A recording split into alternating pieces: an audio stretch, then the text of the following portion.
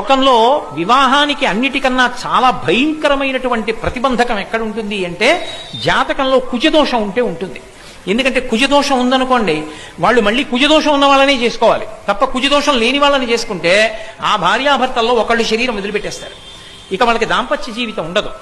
అందుకే కుజదోషం ఉన్న జాతకంలో ఉన్న వాళ్ళకి పెళ్ళవడం చాలా కష్టం అవుతూ ఉంటుంది. ఆ కుజదోషం ఉన్న వాళ్ళు మళ్ళీ దొరికి ఇద్దరు బాగా ఉండాలి సంతోషంగా. ఆ కుజుడెవరు? ఆయన పరమశివుని యొక్క కుమారుడే.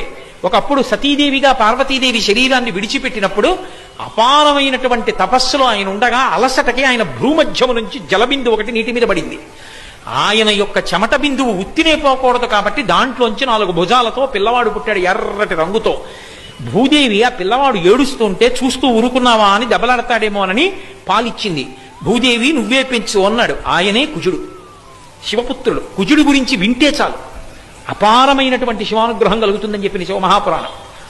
అటువంటి కుజుడు జాతకంలో కానీ దోషంతో ఉంటే, కుజదోషం ఉంది జాతకంలో అని ఎలా చెప్తారంటే, లగ్నం నుంచి కానీ చంద్రుడున్నటువంటి రాశి నుంచి కానీ శుక్రుడున్నటువంటి రాశి నుంచి కానీ రెక్క పెట్టినప్పుడు 2 కానీ 4 కానీ 7 కానీ 8 కానీ 12వ స్థానంలో కానీ కుజుడు వచ్చుంటే ఆ జాతకానికి కుజదోషం ఉంది అంటారు వధూవరుల జాతకంలో.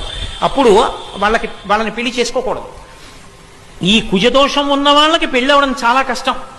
కుజదోషం ఉన్న వాళ్ళకి తొందరలో యోగ్యుడైనటువంటి వరుడొచ్చి మళ్ళీ కుజదోషం ఉన్నవాడు దొరికి వాళ్ళు సంతోషంగా పరమానందంగా జీవితాన్ని గడపాలి అంటే నాకు తెలిసినంత వరకు శాస్త్రంలో ఒకే ఒక్క విరుగుడు కాత్యాయని వ్రతం ఒక్కటే.